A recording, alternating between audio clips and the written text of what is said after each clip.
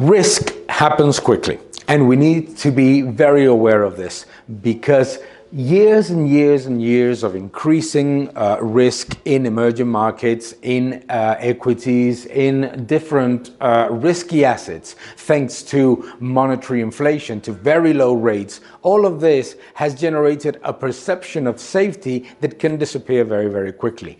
Once we look at that and we see that the US dollar is strengthening relative to the world currencies and the US treasuries are going up in yield, we need to understand that valuations are not going to increase, that multiples are not going to increase, that the expected yields of emerging markets can only go up because everything was too aggressively exposed to one single bet: weakening of the dollar and low yields in treasuries, low inflation. So the way to think about it right now is, yes, emerging markets are generating some ripple effects into the economy, but it's predominantly because there were too aggressive expectations in the markets. And what we need to be is a lot more realistic. And realistic means, one, emerging markets have a decent amount of foreign exchange reserves, but at the same time, they have increased their imbalances in the past.